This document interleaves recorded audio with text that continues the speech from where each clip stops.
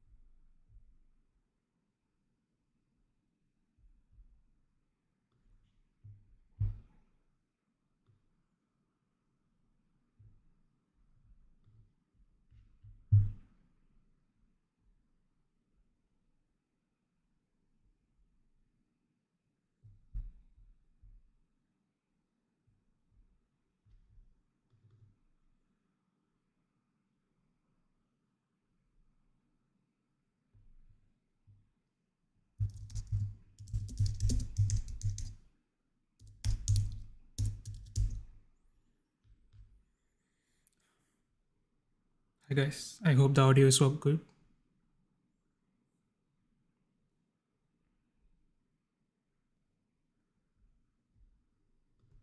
Okay. Uh, Let me see.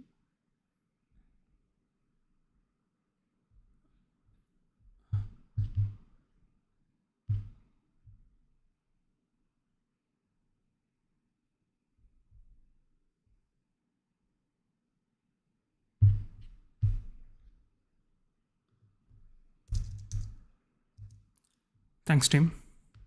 I think there is some lag. I hope it should be fine. Okay, let's get started. Hi everyone, I am Arun. So along with Tim and Annie, we've been teaching Python, data science, machine learning, deep learning for the last 3 years. This is our 150th meetup event. We've been teaching offline for first 2 years, and then after COVID, we recently started teaching online. So yeah, some of us have been in our forums. Also, we have a meetup page. So from this week onwards, we'll be going through some of the Fastai course revisions along with our community. So let's get started. So as you all know, I have shared practical deep learning for coders recently. This course was published by Jeremy Howard, and you can see the recent version. I think it has 8 sections.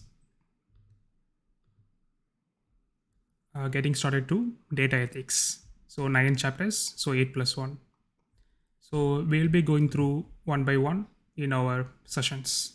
So in today's session, we'll focus on the session 1, which is getting started. So I have made some quick summary of what are the topics we are going to discuss. So you can see it here. I'll share this with you all after the session.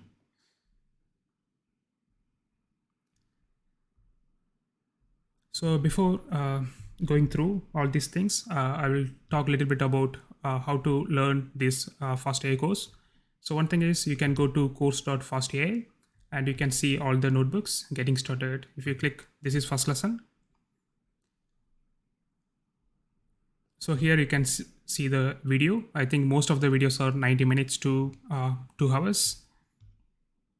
And here Jeremy Howard mentioned something about how to get started and how to complete lesson 1. You can see it here. And also he has shared some notebooks. So mainly he used Kaggle and Gradient.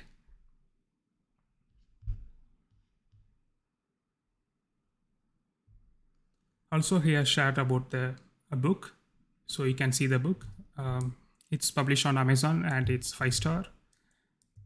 Also he has shared a GitHub notebooks, which is a book. So what we are going to do is we'll be following Jeremy Howard's video, and then I will do the summaries. Then we will learn all these books together. So I will try to make some videos for each lessons. And also along with lecture video, Jeremy has also shared something about lesson summaries.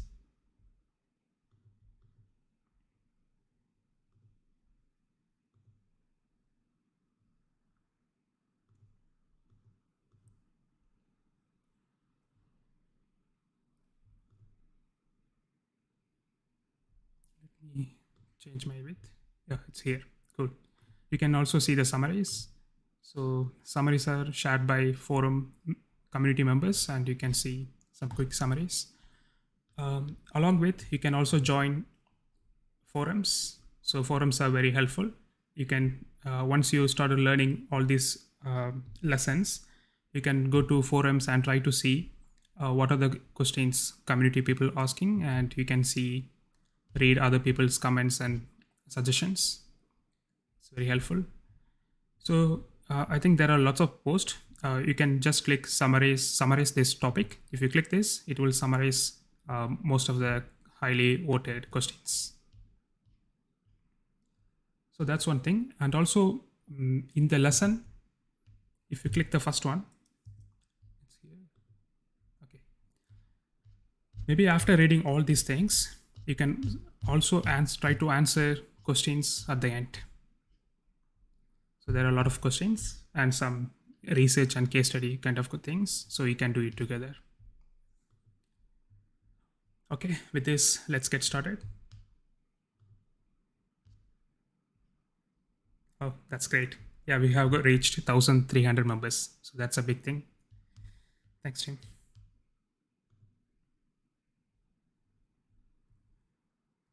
So we will be using Google Colab as well as Kaggle notebooks. So I will try to teach you how to run these things, and then we can go through all the notes one by one. So the first thing is we'll be using Google Colab. So this is the lesson we did last week. So I think I already shared the notebook. If you are in forum, you can find it here. We will also add this on our YouTube.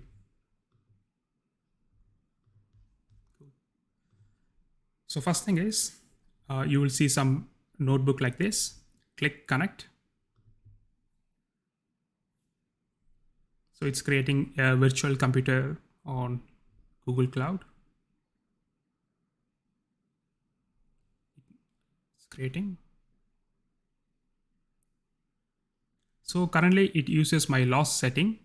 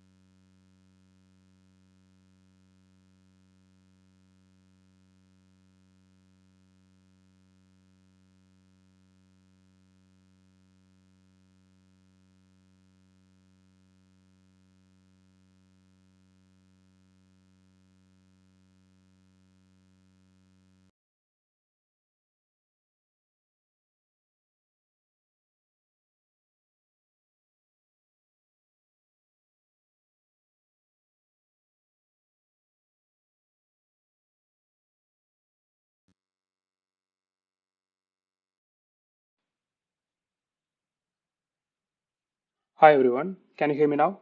I'm very sorry. I accidentally touched my headphones and it stopped. So now I connected to my headphones. I hope the audio is good now. I'm sorry about that. And Tim mentioned the audio was stopped when I was on first cell of the notebooks before going to my iPad. I think I was talking about the first cell, which is this one. So let's use this and we can get started. So before that, can someone please confirm on YouTube where you are hearing me? Okay, thanks, Tim. Cool. It's risky to experiment with new headphones. Yeah, sorry about that. Okay, so what we are talking about is, so I try to connect a GPU computer. So you can click runtime, change runtime type, and you can use GPU. Then you can click save. To run something, just type Shift Enter. It's creating a machine on Google servers. Once it's done, you can see the results. So currently I'm getting like V100 GPU. Then to create many cells, just click code many times. If you click code, you can execute something like 1 plus 1.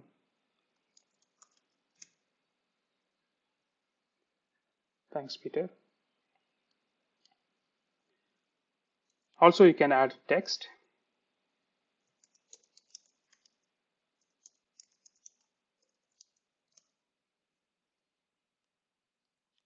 Also, you can run bash commands. To run some bash commands, you can use exclamation mark and then you can use any terminal commands like this, ls.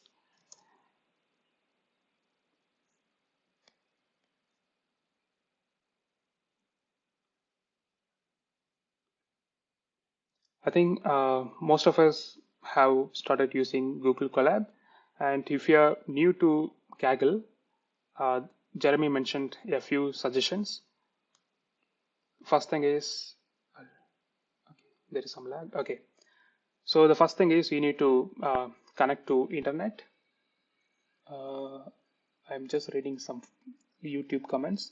How can I get the Google Doc to do exercise at the same time? Okay.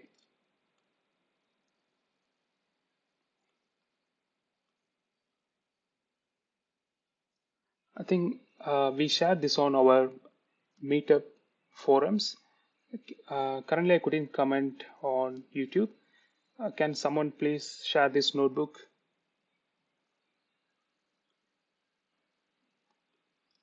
Okay. I'm sure someone will be sharing this on YouTube.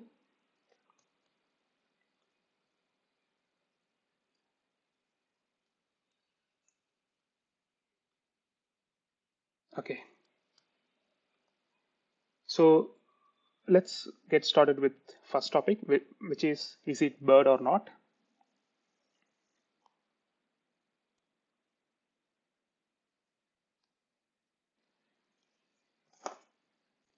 So to find to make some predictions like is it bird or not, we need to have some data sets.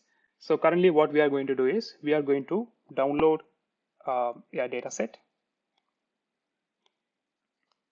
And then after downloading those data sets, we'll clean some images. Some of the images might be broken. We can clean those images. And then the third step is once the data is ready, we can create a Datablock API. So currently this is like high level, but we will see the code and understand more.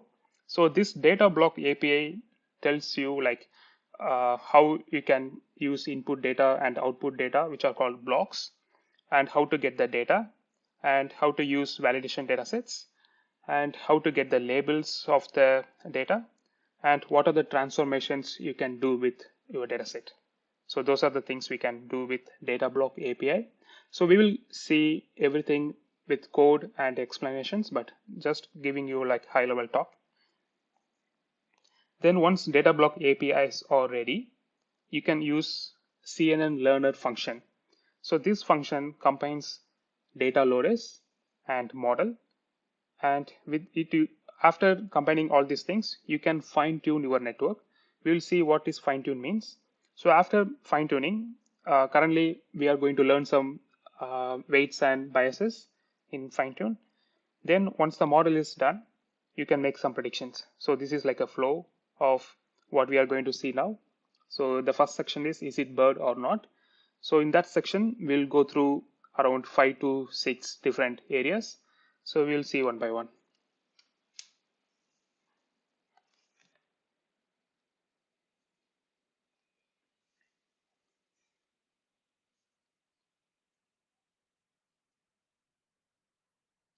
So if you're using this for first time, if you want to update Fastai, you can use pip install, which U means update, Q means silent. So if you run this command, it's not going to print anything, but it will update the Fastai library so that you will get the recent version.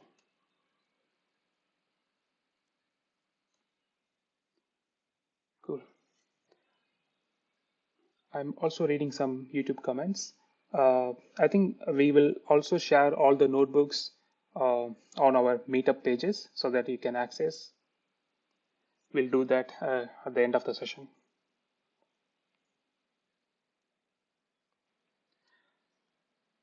Okay, so the first section is we are going to download some data. To build some model, we need some data sets.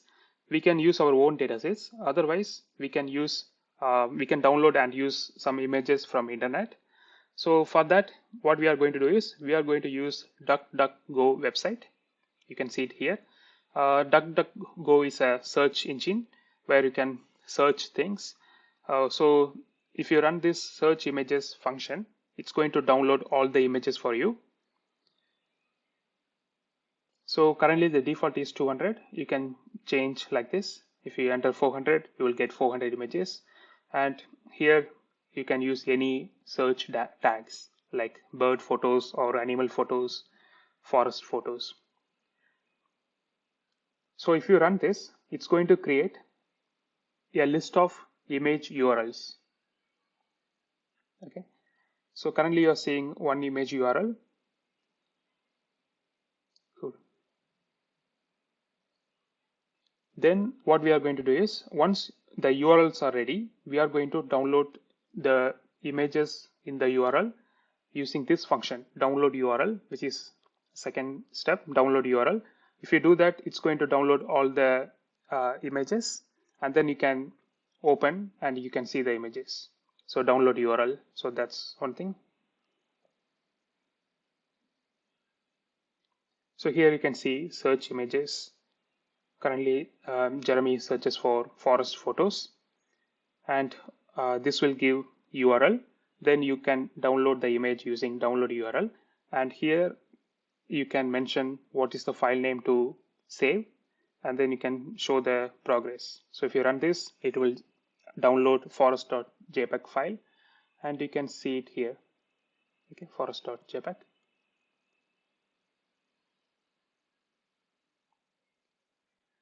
Cool.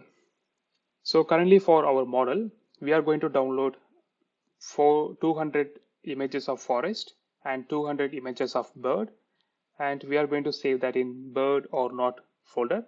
So what are we doing here is there are two search terms. One is forest and another is bird. So here we are mentioning the destination.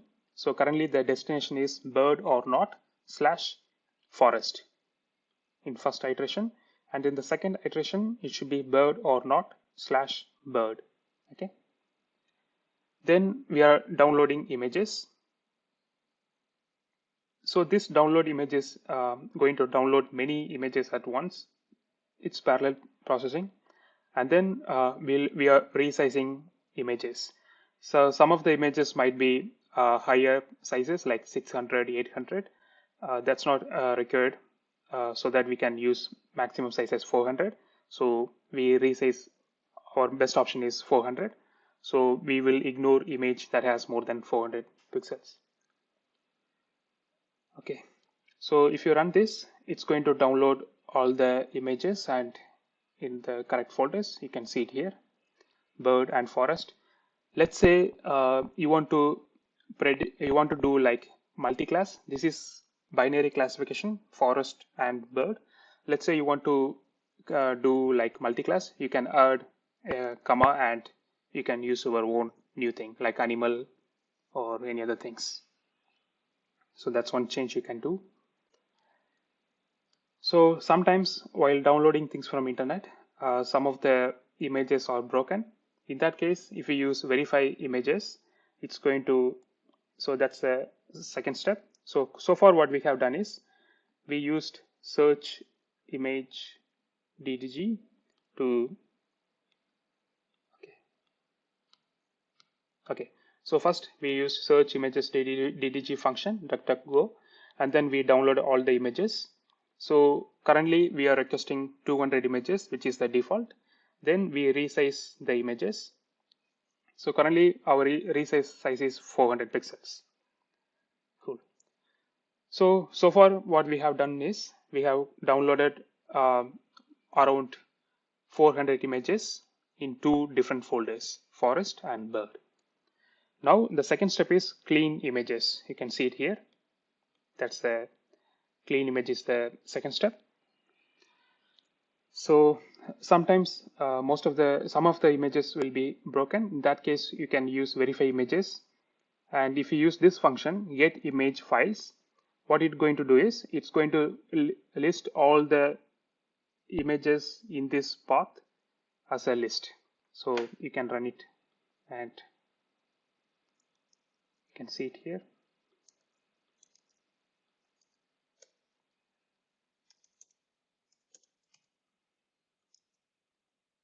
So this is list. Fastcore uses L, which is list. You can see it. OP. So this OP means it's going to return two things. One is how many images are there. There are 379 images, and you can see the URL of each image in our local folder. Okay, cool. So far we have completed the two steps. One is download, and the second step is clean images. Now what we are going to do is we are going to create Datablock API. Okay.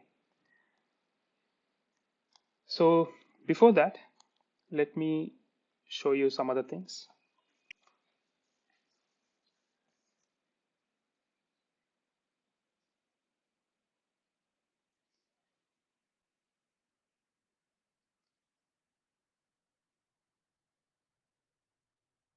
So for any machine learning or deep learning model, we need to give some numbers to the model. So model will be taking only numbers.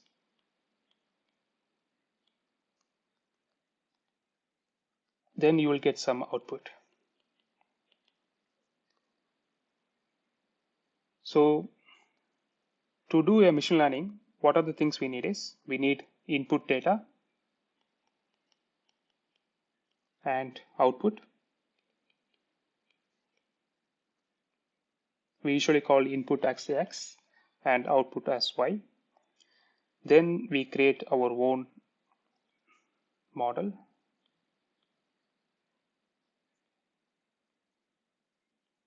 Then this model will make some predictions.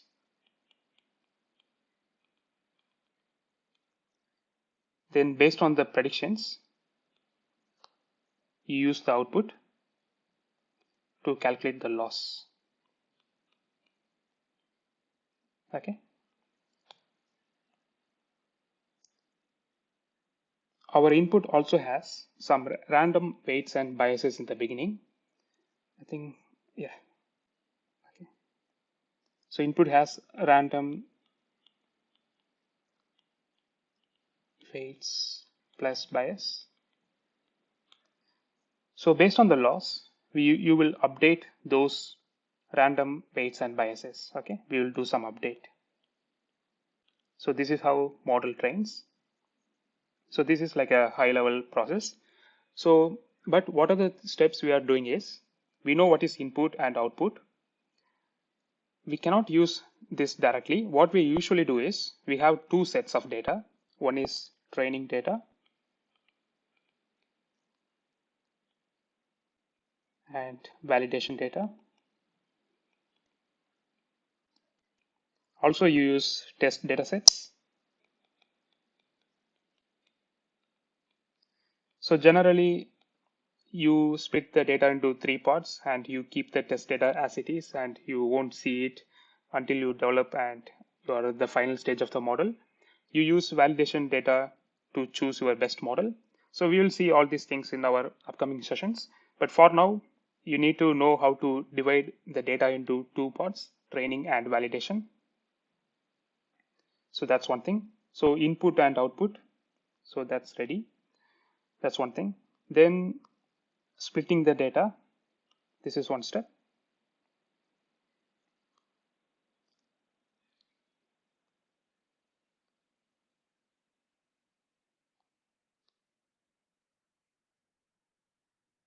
I think with this, we will try to see what are the things we need to train a model. So let's use Datablock API to mention all these things.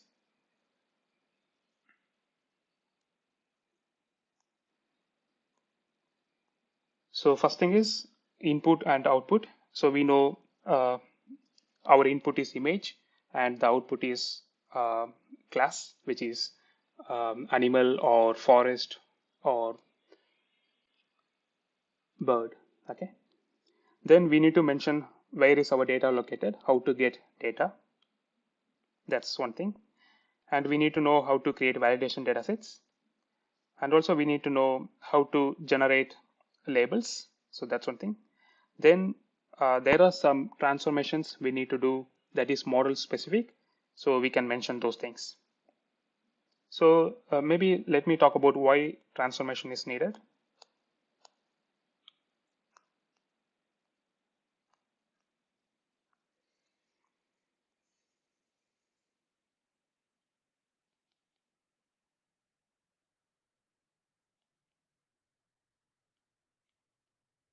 So let's say you have many images, like 1,000 images. Maybe each of the images in different size, maybe one in 226 by 226.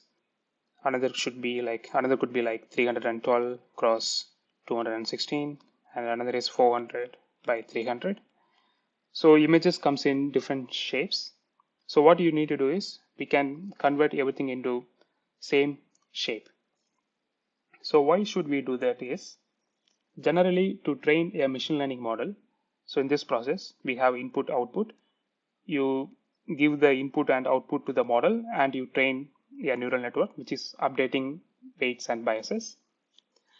But we usually don't give data one by one. We give many data at once, like 64 or 512 images at once, those kind of things. So if you want to give many data set at once, you put all the images in a batch. Okay. So let's say your image is like this.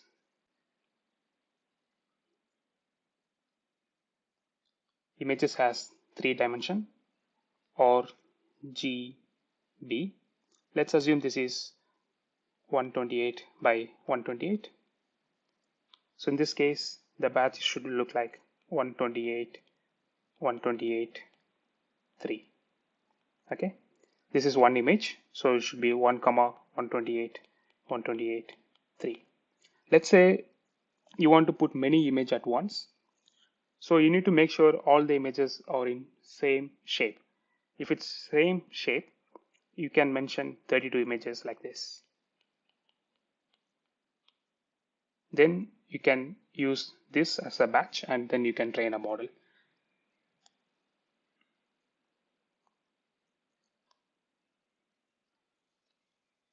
So generally, to make it same size, what we usually do is there are two things. One is squish. So currently, if you see this code, Jeremy uses squish, which is squishing the image to 192 pixel size. And another is randomly selecting some crop out. Let's say your image is like this. You randomly select 170, 192 pixel like this. Okay, it should be random. So that's crop out. So there are two approach. You can try any of these. I think with this, let's use.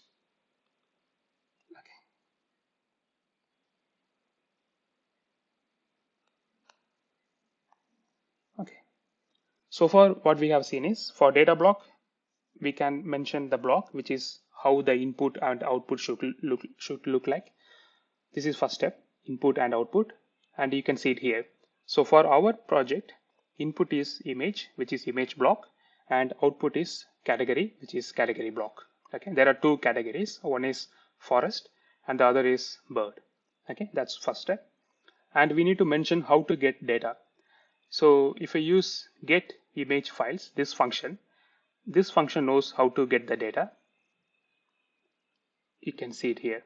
So we can give some path and it will tell you what are the images in this path. Okay, this is how you get all the images. So as you can see, you can also you'll be also getting like forest, as well as you'll be also getting bird in same function. Okay.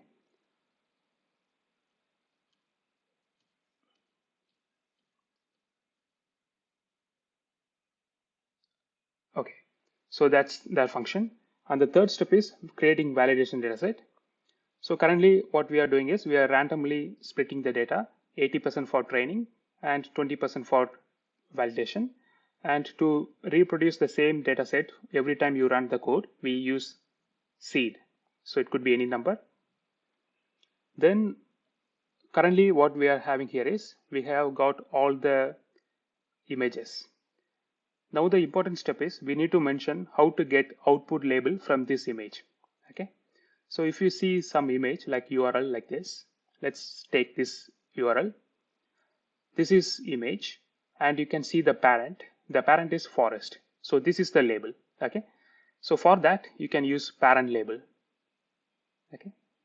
Parent label. So you can also check the code for parent label like this.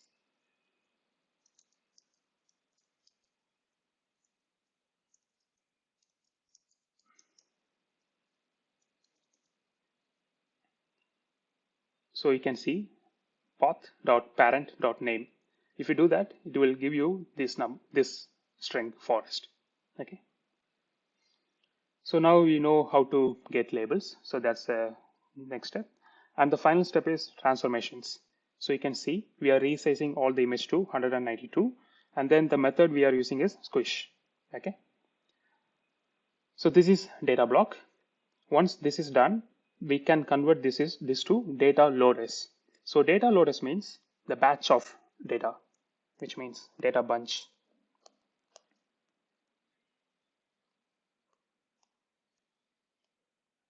You can see it here, like how many batches to use, 32.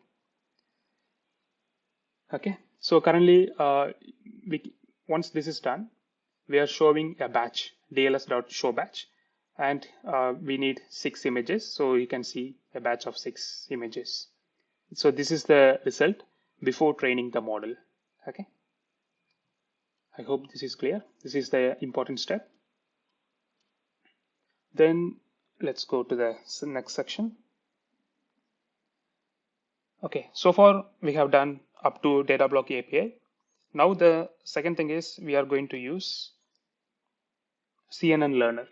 Okay, so it could be a CNN Learner or Vision Learner. So currently Jeremy uses Vision Learner. I think he changed the name after publishing the first lecture session. So in Vision Learner, we need two things. One is where is your data and what model you want to use. Okay. So our data set all information about our data in data loaders. Okay, you can see it here. It has all the information about our data set. Then the second thing is we need to know what model to use. So currently we are using ResNet 18. If it's we'll see what is ResNet and how those model looks like in our upcoming sessions. But for now, let's assume models is like a function. It takes something and it gives you some output.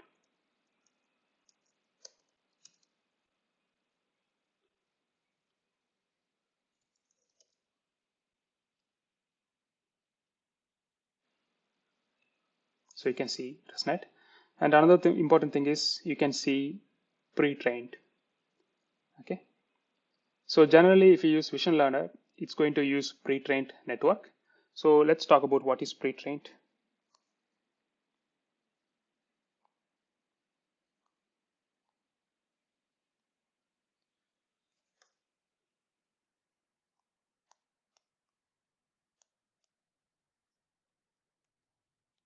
Pre-trained network.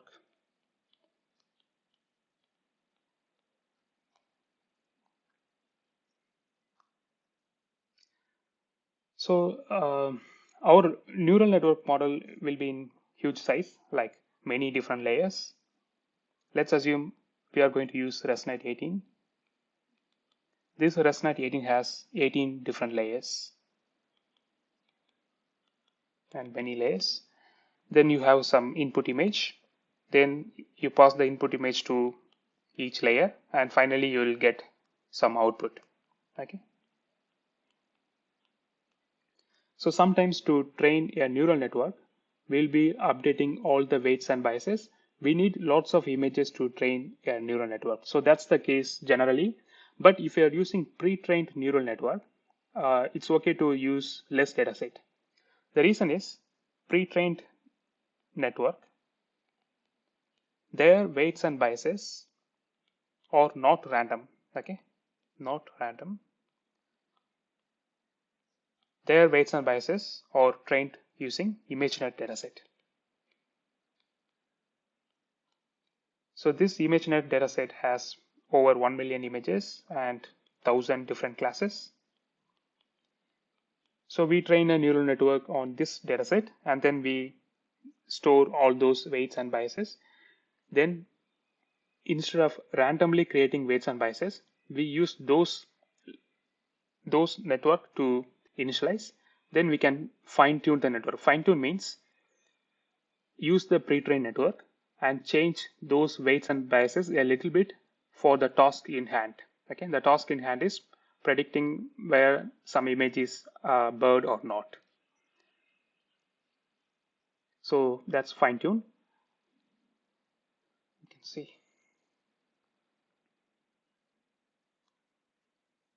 So after fine tuning, the next step is making some predictions. To make some prediction, you can use learn.predict function, and here you can pass any image, and this will give you three things. The most important thing is the first one, where the output is. This is bird, and it will tell you the probabilities. Okay, you can see the probabilities. So currently it's very certain that this is a bird. I think with this step, we trained a neural network.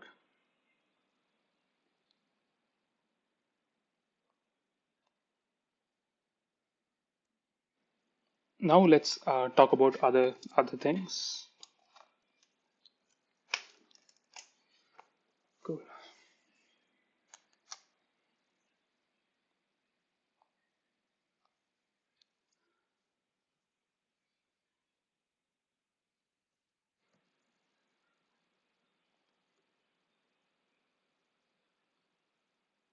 So if you see this notebook, Jeremy uses lots of animations in each section.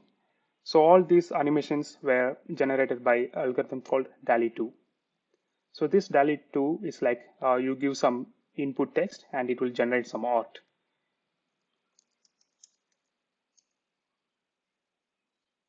You can see it here. So these are some important, interesting things that deep learning can do now. So you give some input like this, an astronaut, teddy bears, a bowl of soup. It's very interesting.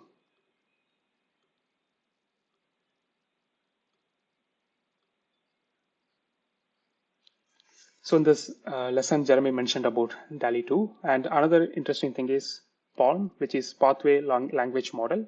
So this is from Google.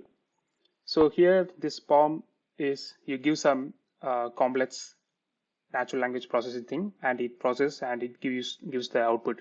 For example, if you want to explain some joke, you just give the passage and explain this.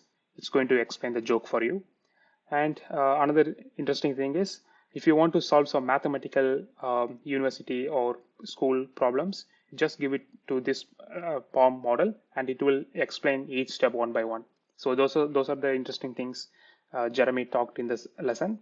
And deep learning is currently it's in very good state. So lots of interesting things happening, especially along with Hugging Face and other things. It's very exciting time now. And also at the end of the session, Jeremy talked about lots of interesting things you can do with deep learning. So I found it very fascinating. So we'll see that too. Okay. Then he talked about how to learn deep learning. He mentioned 3 books. One is Mathematician's Lament and Making Learning Whole. And this book, Meta Learning, it's from Radek. He's a Fastai alumni and currently he works for NVIDIA.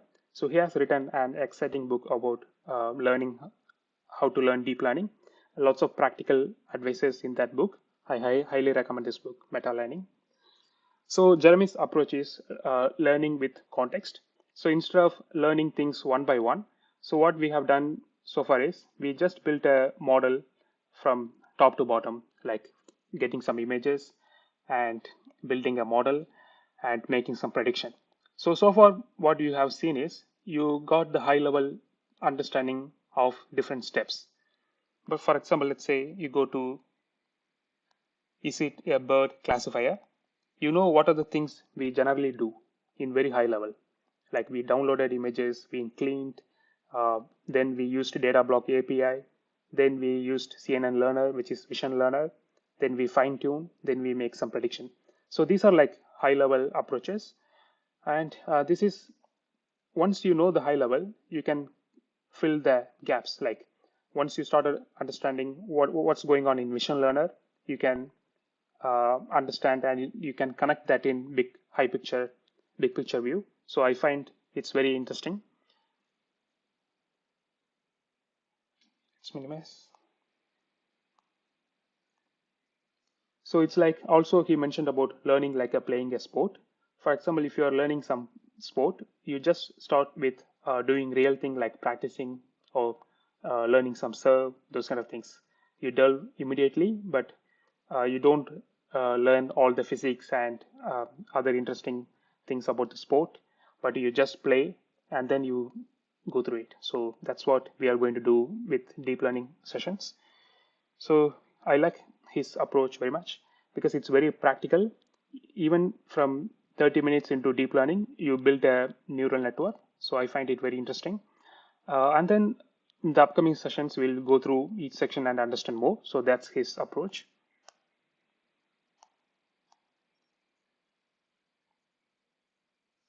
Then, so why deep learning happening now versus few years ago, like 10 years ago and now? So in 10 years ago, it's highly cross-disciplinary. For example, Jeremy mentioned about a task of predicting some, it's like some health-based image. So for that, to make some predictions, what they have done is they used lots of mathematicians and scientists, and they handcrafted many different features for images. Okay, and finally they used a logistic regression to make some prediction. But nowadays we don't do any handcraft features. What we usually do is we generate a big neural network with lots of linear and non-linear layers, and the model will learn itself. So that's very fascinating. So that's the big leap. So now let's talk about visualizing layers. So what's actually happening in a neural network? Maybe I'll show you this one. I find it very interesting.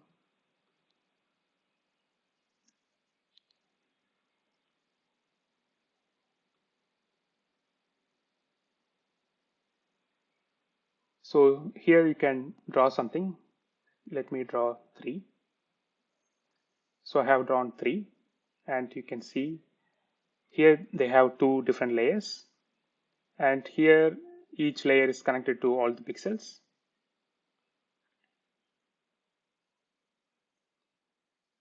So this is first layer. So if you see, it's doing some calculation like multiplying something and then doing some non-linear activations.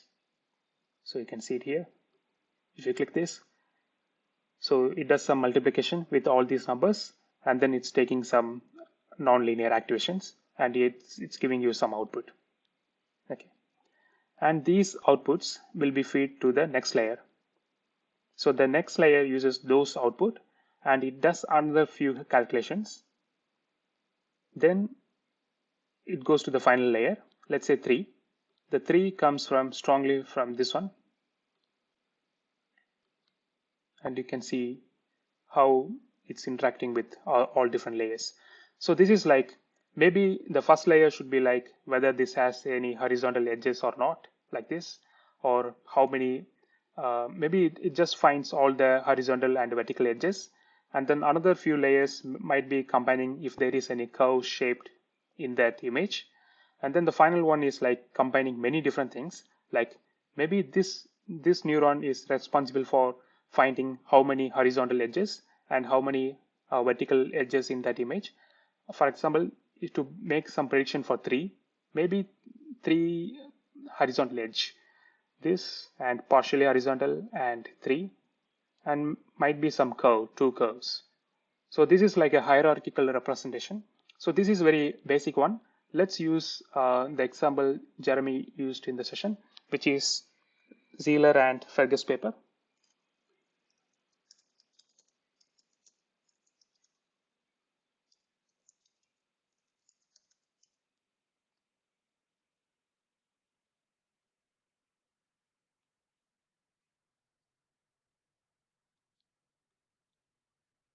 So in this paper, what they have done is they try to, after building a machine learning or deep learning model, they try to understand what each layer is doing. So they found that initial layers are responsible for basic features, and then later layers combines many things from the basic features, and it has some advanced features. So usually it combines many things. So that's what they found in the paper. It's taking some time to load.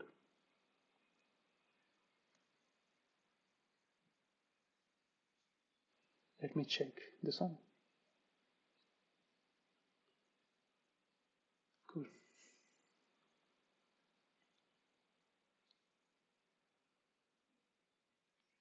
I think we can talk about this paper once it's ready. Now let's move to next one. I think that paper was also mentioned in lecture 1. Let me open first book. Okay.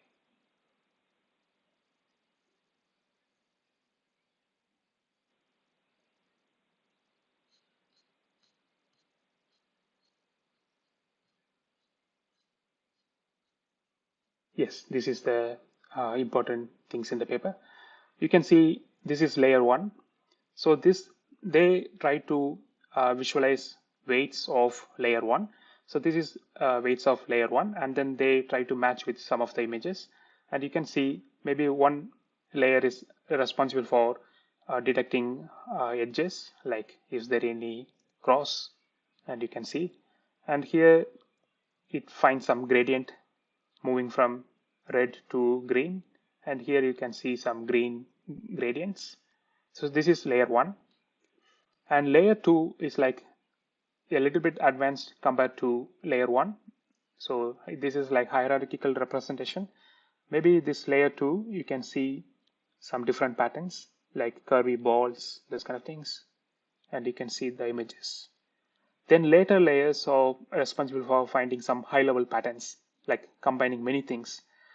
Here you can see a dog image. Maybe this weights are responsible for finding dogs, and this could be some animal, yeah, some bird. You can see it here. So you can see this is all about combining many different features.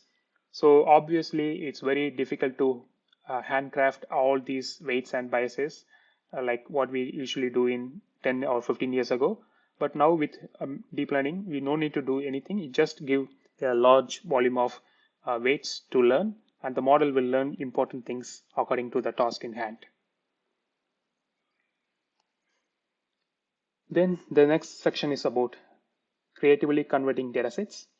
So far what we have seen is we try to make some prediction using some images, but we can also convert task from other domains to image. For example, here what they have done is they try to convert sound to image, and then we can use CNN based models like what we have done so far. We can make some predictions. This is one way. And for time series, in time series there are some ways to convert time series to image. There are lots of techniques. So I think there is a library called Fast FSAI. So it's about TSAI, time series AI. So that's built on top of Fastai.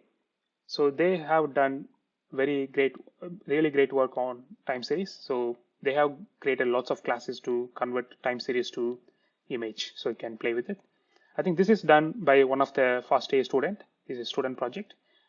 What he has done is he tried to, let's say I'm moving my mouse in the screen. It captures all my mouse movements, and based on those mouse movements, these mouse movements are converted to image, and you can see the different color code. And then they use this to find some, I think they use for analytics. So those are some of the interesting ways to convert any different domain to image. So then the next section is about why about Fastai. So Fastai is mainly PyTorch based. So if you see the earlier versions like 2016, I think Jeremy used Keras and TensorFlow, and then for the last 4 years, completely moved to PyTorch based. I think the reason is if you see, he mentioned some graph about TensorFlow versus PyTorch. Clearly, there are a lot of people using PyTorch, especially researchers. So if researchers are using PyTorch, there could be high chance of converting those things to real world solutions. In that case, PyTorch is like a clear winner. And with fast AI, you no need to write lots of code. With few lines of code, we already built a model. You can see it here. It's very few lines, and you built a model. So that's interesting, because if you are going to write lots of code, it's going to be time consuming, and these steps are very stable. And if you take any deep learning CNN based project, all these steps will be there. So why should we rewrite code again and again? So this first day they provide like higher level wrappers. You can directly use that. So the next section about Jupyter notebooks. So this is Jupyter notebook. So with Jupyter notebook, you can do so many things. Maybe if you see this one, what we have done so far is we have written lots of code, and here we can do some installations. If you use exclamation, you can do some bash commands. To create a cell, you can use A. If you just click outside and type A in your keyboard, it will create a cell above. Let's say you want to create a cell below, just click here and type B. It will create cells at the bottom. And let's say you want to add some text, just click outside and you can enter any number like 1, 2, 3, 4, 5, 6. If I'm entering 1, this is like heading 1. And if I'm entering 3, it should be like small things. You can see the size difference. This is all about markdown. So you can, with markdown, you can make things bold. You can change color, you can add image. Also, you can add some LaTeX math equations. Also, you can do lots of magic commands. So magic commands usually start with like this. So if you do time, it's going to like how many seconds it's going to take to run something.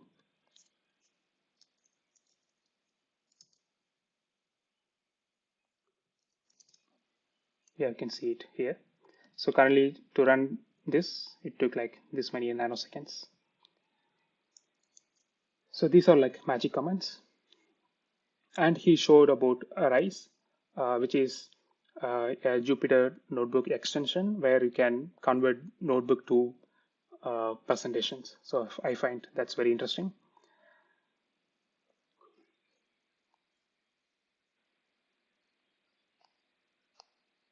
I think we already covered about pre-trained models.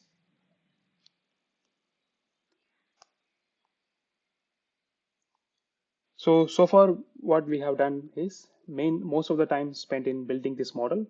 So this is image classification. So in image classification, we used Datablock, and then we used Vision Learner. Then we fine tuned, and then we made some predictions. So this is classification. With the same similar approach, you can solve many different areas like segmentations, tabular, NLP, and collaboration-based models. Let's see that.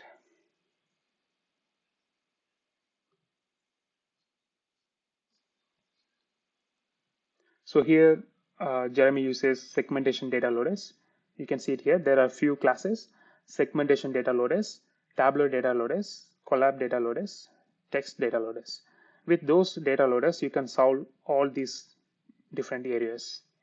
So here in segmentation data loaders. So before talking about segmentation, let's talk about what is segmentation. I think, yeah. So segmentation is all about predicting each pixel. For example, let me zoom a little bit. So I take each pixel and I make a prediction what class it belongs to. Maybe this pixel, all these pixel belongs to sky, and all these pixel belongs to car, all these pixel belongs to road, like that.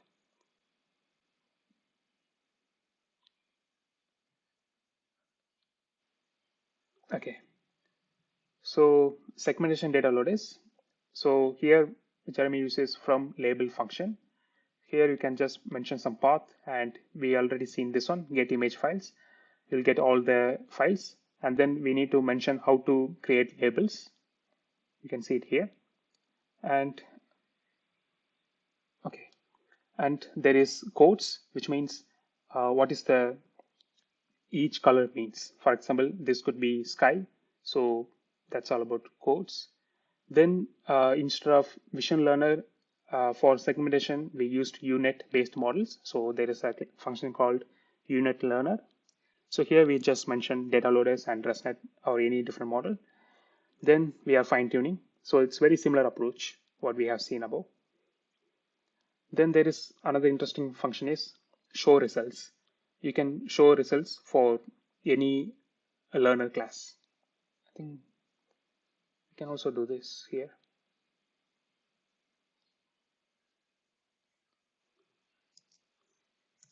Learn dot show results.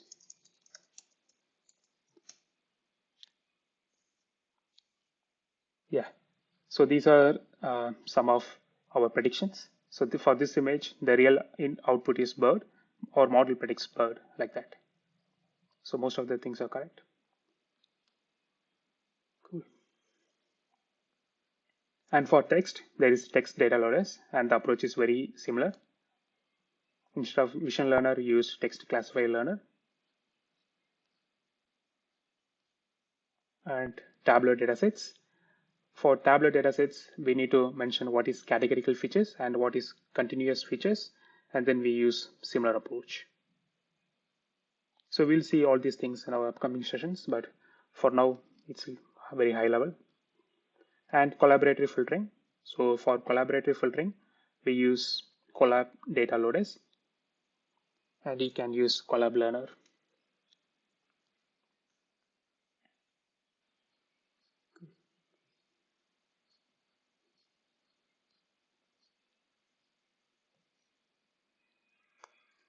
Then after that, Jeremy talked about what deep learning can do now. He talked different areas of NLP, computer vision, medicine, biology, robotics, and many different areas. Maybe you can see that in the video. So he discussed many areas. And the final topic is it's all about what's happening inside a neural network, like what's the high level approach. So generally, for any normal programming, you have some input and you write some program and you'll get some output. But in deep learning, what we usually have is we have input, then we randomly assign some weights and bias. So you can see it here. So random weights and bias. Then we create some model. Model could be any computable function, like it could be like a lots of function with linear and non-linear layers. So you give something to the model and it processes and it gives you some result. Then once the result is ready, you can compare that with real output and you can calculate the performance. Based on the performance, you can update the weights and bias. So if you repeat this many times, those weights and biases will be very meaningful, and then you can use that to make some prediction. So we'll learn all these things in our upcoming sessions. I think that's all about session one. At the end of the session, Jeremy talked about what are the things you can do after completing lesson one. Maybe here, mostly what we have seen is we used only two classes, bird and forest. Maybe you can try to create 4 or 5 different classes and try to make some predictions as an exercise. And you can also go to forums and try to read other people's questions and answers. I will also try to do 2 videos before our next session. One is about this book, first lesson of the book, and the second one is discussing the solutions about all these things. You can do this, do that as an exercise, and then you can compare with my solutions. Thank you, everyone. I hope you enjoyed the session. See you next time.